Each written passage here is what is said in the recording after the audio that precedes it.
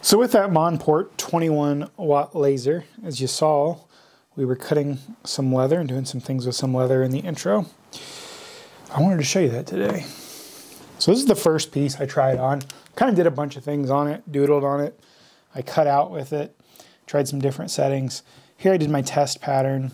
You know, it wasn't the best test pattern because it wasn't strong enough to cut yet. I was still learning. And I tried to do this map of Middle Earth, but it really needs to be on something much larger, and I only had this piece of leather, so everything's kind of scrunched and hard to see. But you can see where I started to cut out a bracelet, and then I just had the settings wrong, so I kind of aborted. I was scorching the leather, and you know, you dial this in with a specific piece of leather, and you should be good. You know, because you're talking about different thicknesses with the leather. I don't know if a different animal's leather would perform a little bit differently, but definitely the thickness is going to make a big difference. So I tried to do this bracelet, like I said, and you can kind of see the idea. I just had the settings wrong. That's on me. But you could cut this out. If you went slow and did a lot of passes, you could probably drastically reduce the scorching and have these nice clean things. I just kind of cranked it way up there and crossed my fingers, and I had it too fast. And if I would have slowed it down, done the speed, or slowed it down, done the power a little bit less, and then just done like 2 or 3 passes, I think it would have looked beautiful. Here I tried a second attempt. I monkeyed with the powers a little. So you can see I started at 400 speed and then, you know, 10 through 100. Here I was starting at 600 speed. Maxed out at, what, 16,000. Here I maxed out at 18,000. But you can see where I was starting to finally cut through.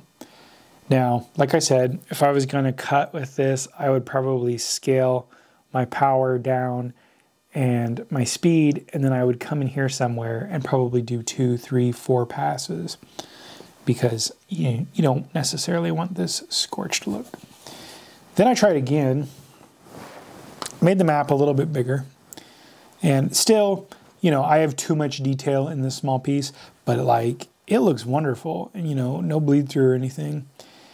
If you could actually, you know, see the detail, it would be great. But like the text, you know, you've got decent text. So you could do all kinds of stuff with this. You could do the bracelets. You could do these maps. You could do personalized things like on a wallet or something if you wanted burnt instead of stamped. Pretty much the sky's the limit, right? I definitely need to get more leather so I can like dial in everything. But this was just some cheap leather that I had sitting around, and I was like, oh yeah, I'm not going to use this for anything, so let's try this. I want to do a much bigger version of this, but this laser won't do as big as I want.